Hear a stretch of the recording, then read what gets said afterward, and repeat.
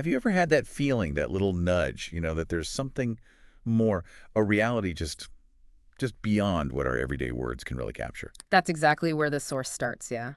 It's a really fascinating jumping off point for our deep dive today, Right. because we're not looking at like a scientific paper or news piece. This Right. is different. It's more like a philosophical reflection, maybe even poetic. Hmm. And it goes straight into some really deep water thinking about who we are, what connects us, the essence of existence itself. Totally. Yeah. And our goal here for you listening isn't about, memorizing data points. It's more like joining us on an exploration, Right. trying to unpack these pretty huge ideas in a way that feels hopefully accessible, maybe sparking some of those aha moments without getting totally lost in abstraction. Yeah, finding a fresh angle on some really old fundamental questions. Exactly.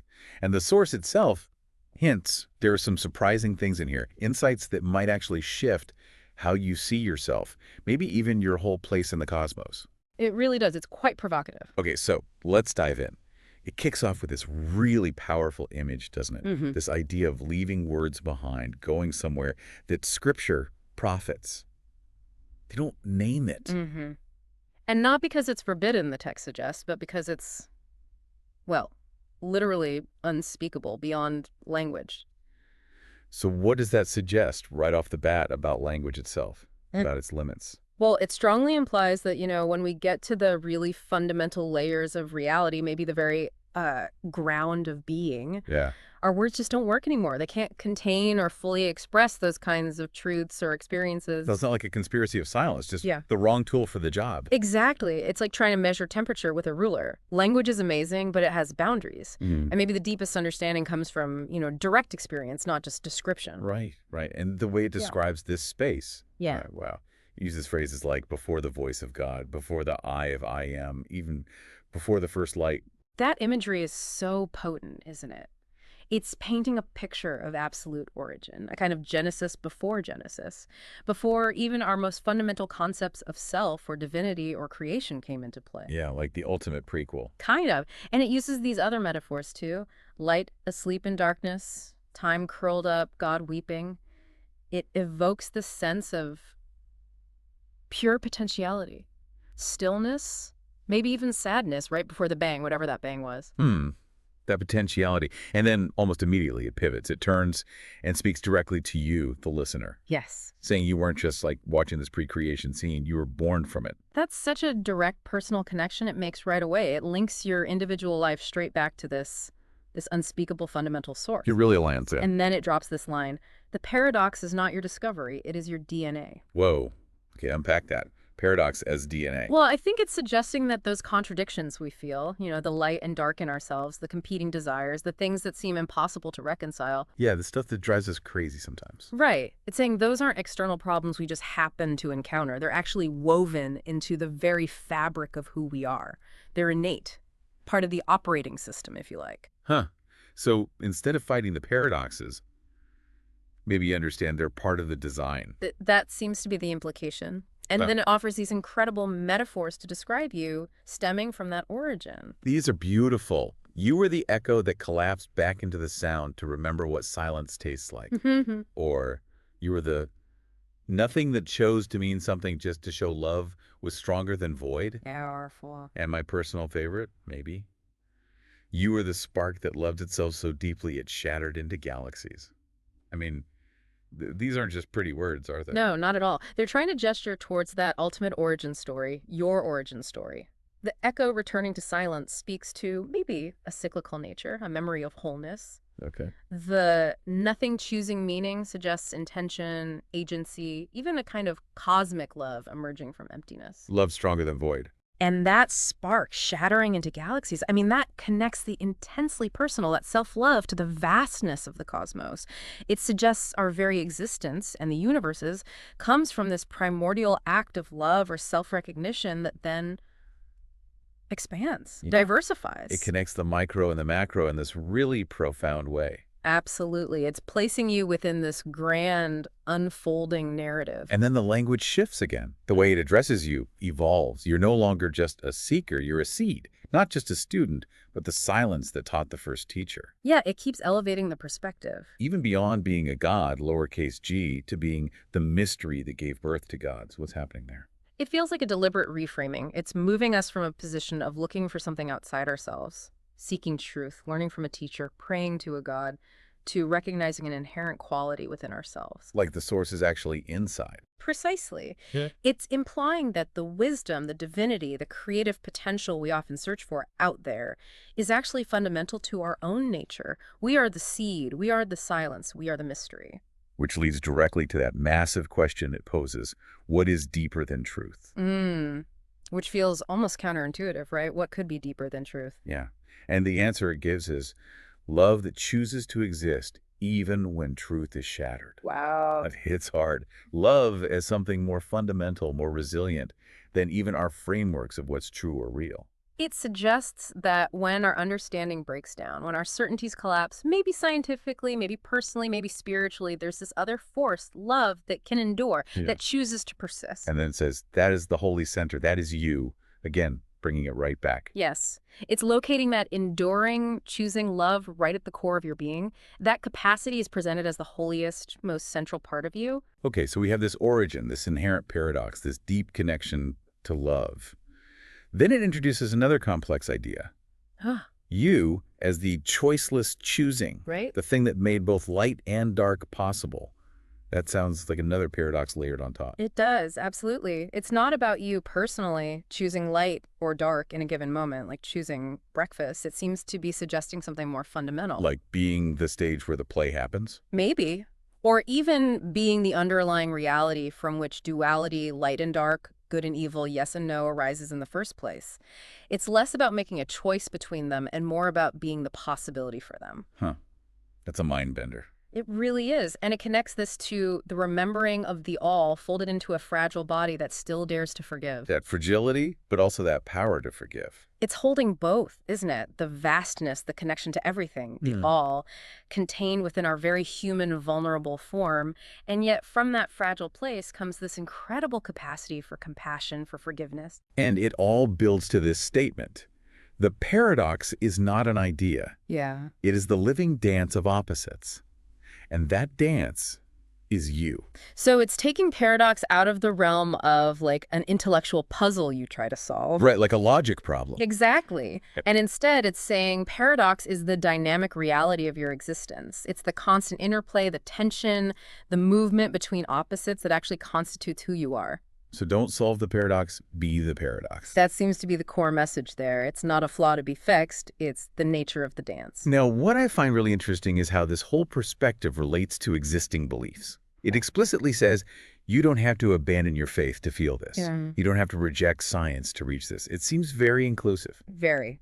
It positions itself not as a replacement for existing paths, but maybe as a deeper current running beneath them all. Yeah. It mentions Buddha, Christ, Muhammad, Moses, Krishna, but also Einstein, mystics, prophets, shamans, A real mix. a huge spectrum. And it says they all touch this. It's suggesting there's a common ground, a shared experience, or insight accessible through many different doors, spiritual, scientific, mystical. But they all glimpse the same underlying reality from their own viewpoints. That's the feeling, yeah.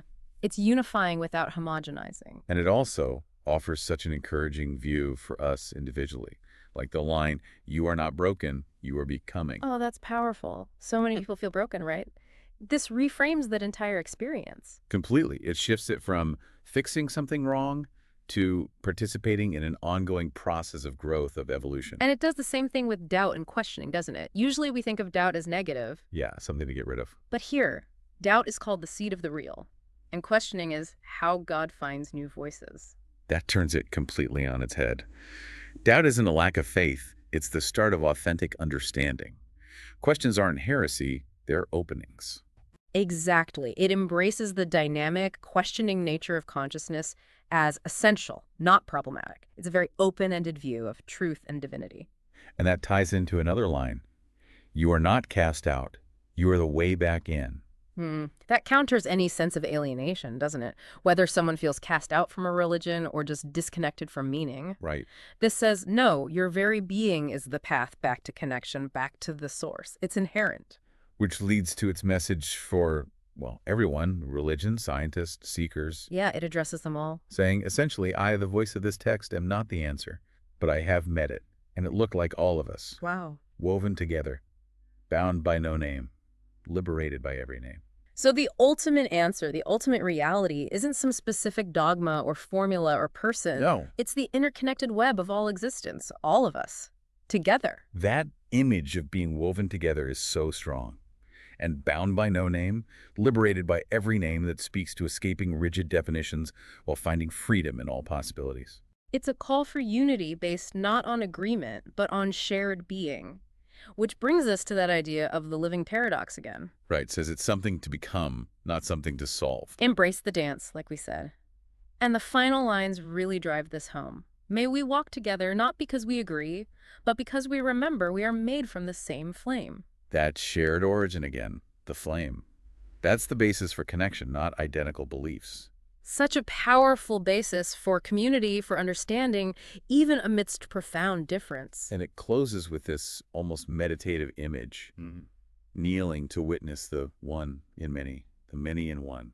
Yeah, seeing the unity in diversity and the diversity in unity. Witnessing the silence before the word made light, and then, crucially, the light that loves even the darkness. Embracing it all, the whole spectrum. All held within this concept of the living paradox. It's a very complete, very holistic final vision. It really is. It leaves you with this profound sense of interconnectedness and wonder. So as we wrap up this deep talk, maybe just sit with that for a moment.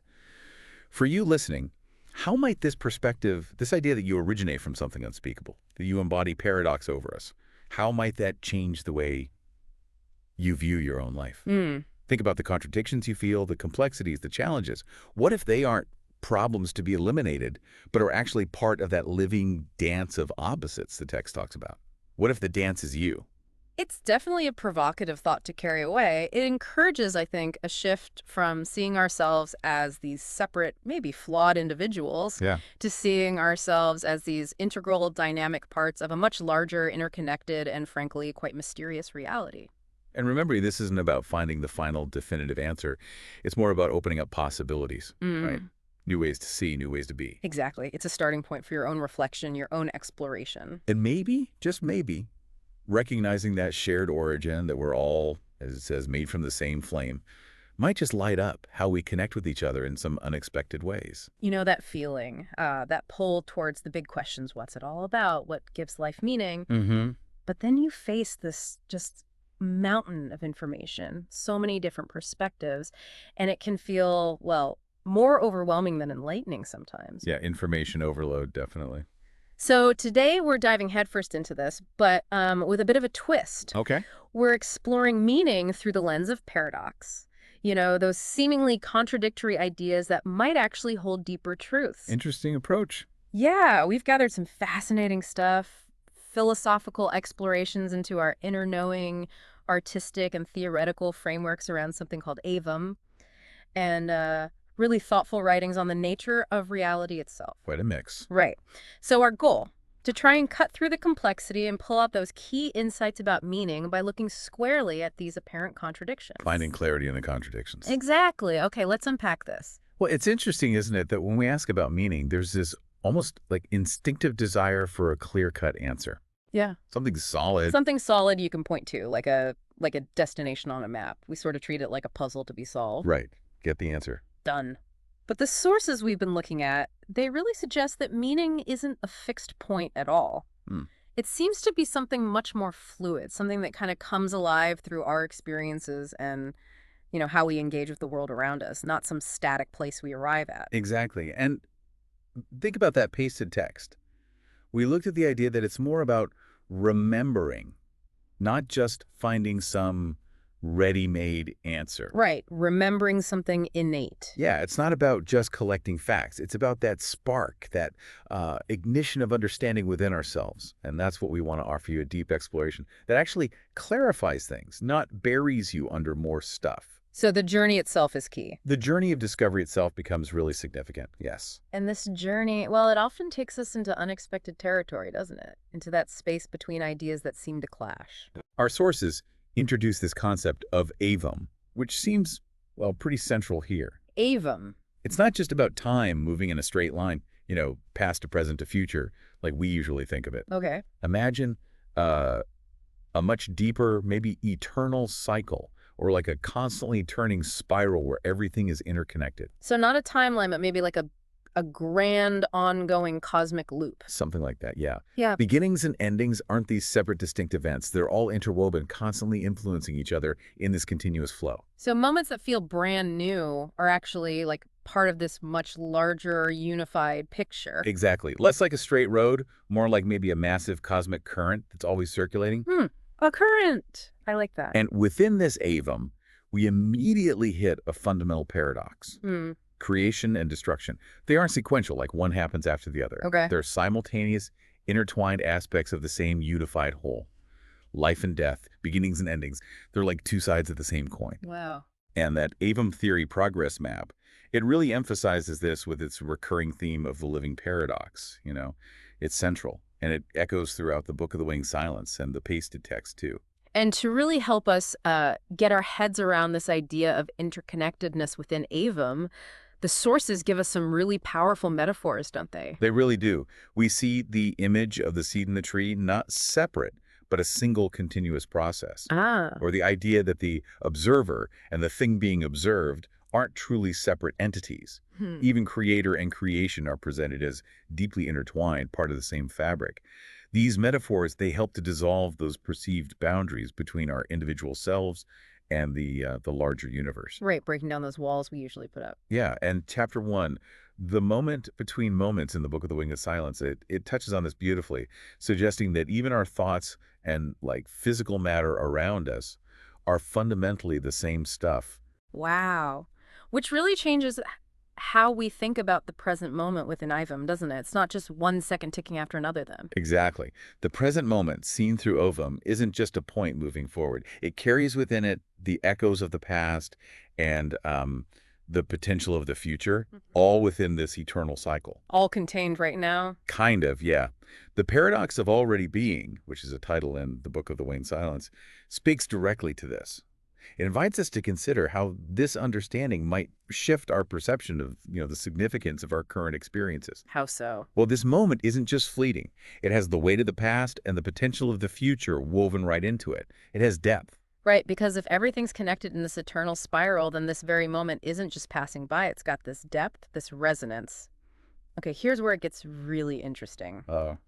So, if we're on this search for meaning, and it's not some fixed answer we're going to just stumble upon, what does that leave us with? Well, what the sources ultimately seem to suggest is that the answer we're looking for is the paradox itself. The paradox is the answer. Sort of. The inherent contradictory nature of reality, both in the world around us and, in our own inner experience. Meaning isn't some hidden secret waiting to be discovered.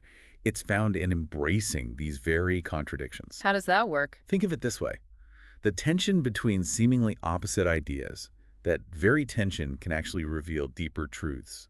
It's dynamic. So the search itself, the dance between these opposing ideas, that's where the meaning resides. Precisely. And this extends to how we see ourselves, too. There's a paradox in being the one who is searching for meaning, while also, in some fundamental way, being the very meaning we are looking for. Wait, say that again? We are the meaning. In a sense, consider analogies they use, like the map and the path being inseparable. Or maybe the question and the answer try and take shape simultaneously. It's like we're both on a quest to find something, and at the same time, just by searching, we're bringing that something into being. Exactly.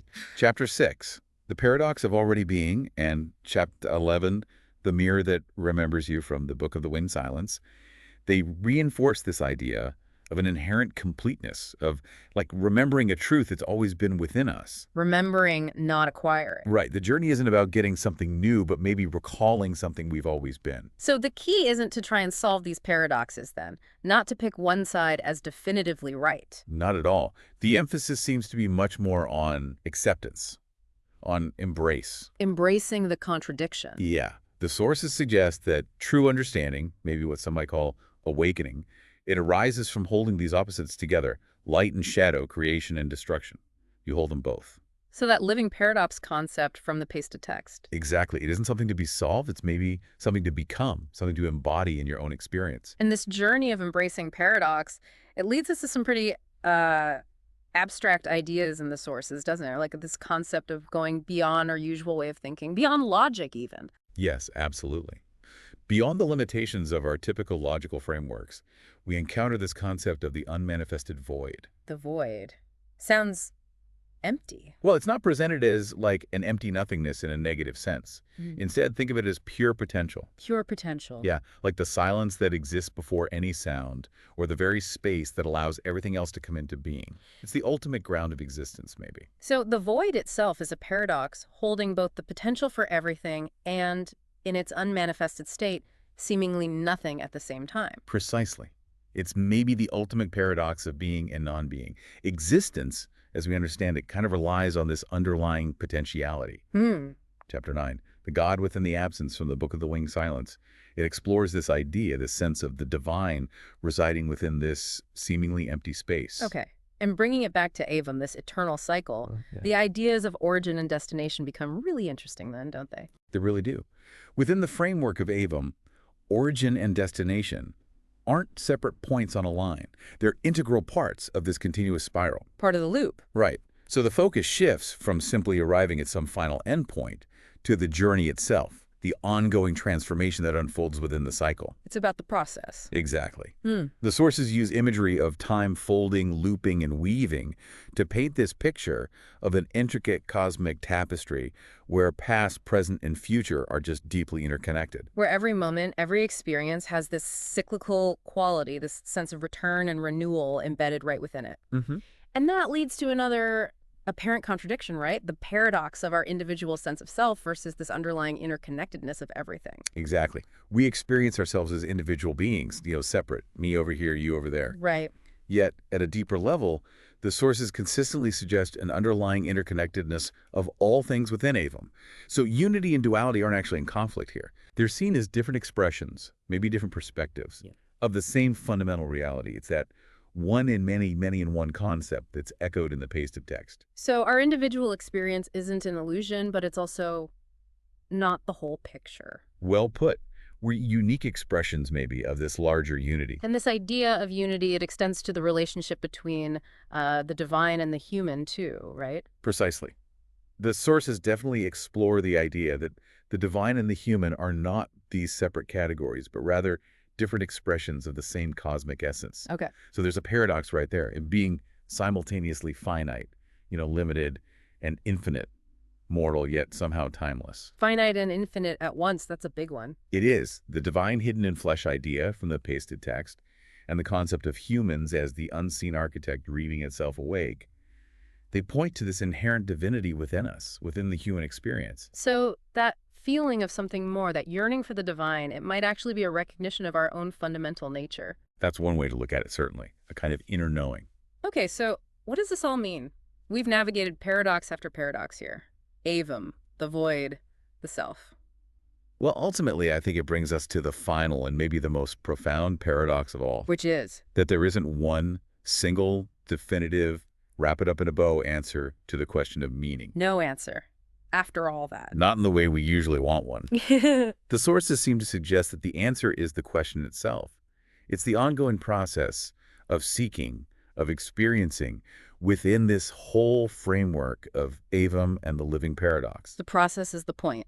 It seems so. Yeah. The ending of the Book of the Winged Silence kind of hints at this, with the idea that it never ends, and that awakening, like you, is always becoming. It's not static. Wow. Okay. This has certainly given us, and hopefully you, a lot to consider. These ideas around paradox and Avum are definitely challenging, but hopefully they've sparked something intriguing for you. As we bring this deep dive to a close, we really encourage you to just take a moment, maybe later today or this week, to reflect on the paradoxes you see playing out in your own life.